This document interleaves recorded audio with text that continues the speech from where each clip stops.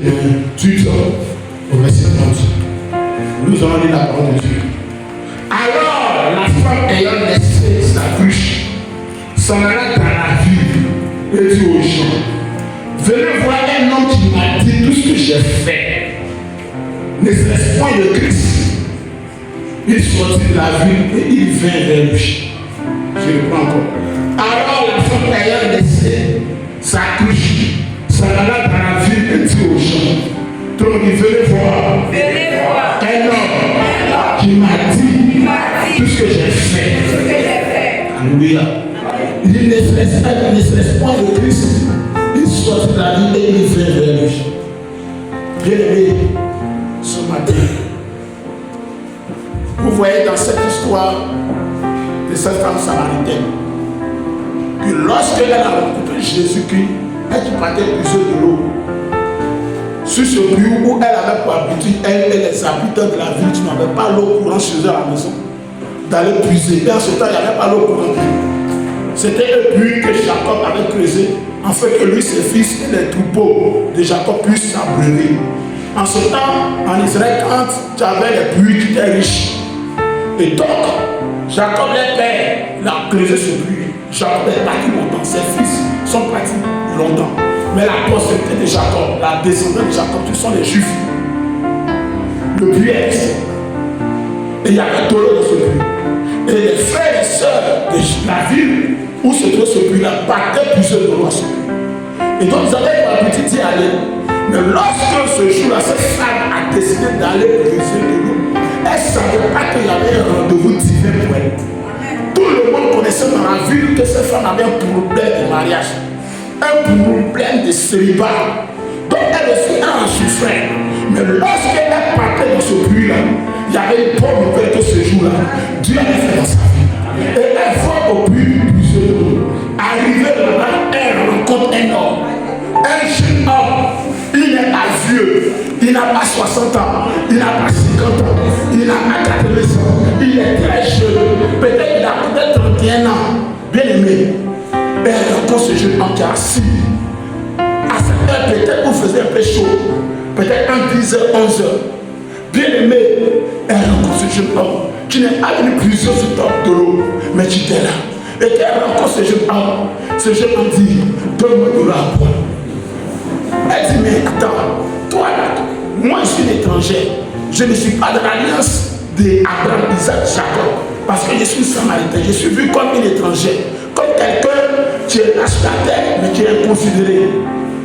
Il dit, mais si tu savais celui qui te dit de lui donner à boire de l'eau, toi-même qui allais lui demander de l'eau, il a été donné.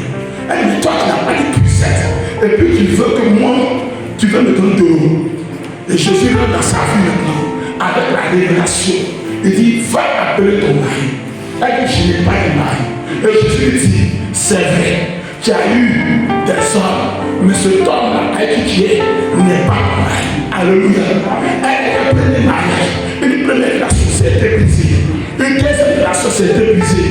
Une troisième relation avec un homme, c'était brisée. Le cœur d'une femme, lorsqu'elle a toujours des relations avec un homme, tu la prends et tu la mets dans sa maison. Et après la faire sortir, son cœur est maîtrisé. Parce que toute femme qui est dans une maison ne peut plus sortir. Mais cette femme est sortie 5 fois. Et elle est avec un homme 6 fois. Elle était considérée comme une femme qui n'avait pas vraiment de valeur. Mais bien, elle ne sait pas que ce jour-là, elle n'a pas de valeur. Elle n'a pas de valeur. Elle n'a pas de valeur. Dieu est dans la valeur. Je suis net.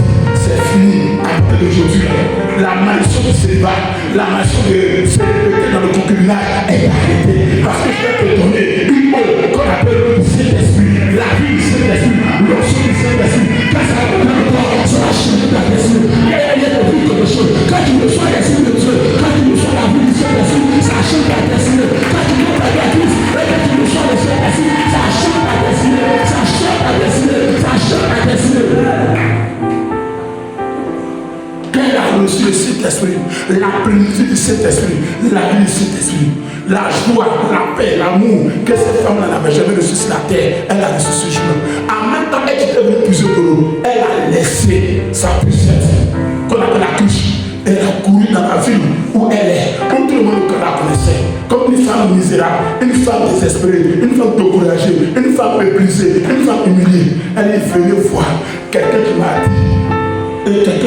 dit, tout ce que j'ai fait sur la terre. Est-ce que c'est pas lui qui est loin du Seigneur? Est-ce que c'est pas lui qui est le sauveur, le Messie? Est-ce que c'est pas celui qui a la grande onction sur cette terre?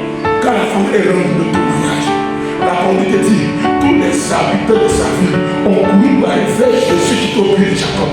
Ce matin, le thème de notre message, c'est privilège. On va dire au Père, on va le faire, que Jésus l'arrête, il est vivant, il est ressuscité, parce que Jésus continue de faire des grands œuvres. Mon frère, c'est ce que je dis ce matin. Que tu t'es découragé, désespéré, si tu t'es venu ce matin, que tu t'es vraiment méprisé, j'ai donné une bonne nouvelle. Jésus n'a pas encore terminé. Ce qu'il a commencé de faire, il va le faire pour partie. Il va changer les conditions. Et tu vas avec le mariage. Tu vas annoncer les bienfaits de Jésus. Tu vas dire, je sais que Jésus est capable de faire. Comme tu parles à la vie des gens, c'est que Jésus est capable de faire dans sa vie. Nous avons tous les frères. Jésus est ressuscité. Jésus est vivant. Nous avons annoncé la bonne nouvelle. Pour amener les saints à Jésus. Pour acheter les âmes. Pour que Dieu les bénisse. Pour que Dieu fasse des grands choses dans la vie. Ça fera un témoignage. Et son témoignage, afin que des milliers d'âmes te suivent dans cette vie. Ton témoignage de ce que tu vas faire à partir de ce mois de février, fasse que partout tu vas faire, quand tu vas leur dire, je suis un vivant, parce que Jésus a fait pour moi, les frères et sœurs vont venir, vont te suivre, que ce soit dans ta famille, que ce soit dans ton lieu de service, que ce soit dans ton école, que ce soit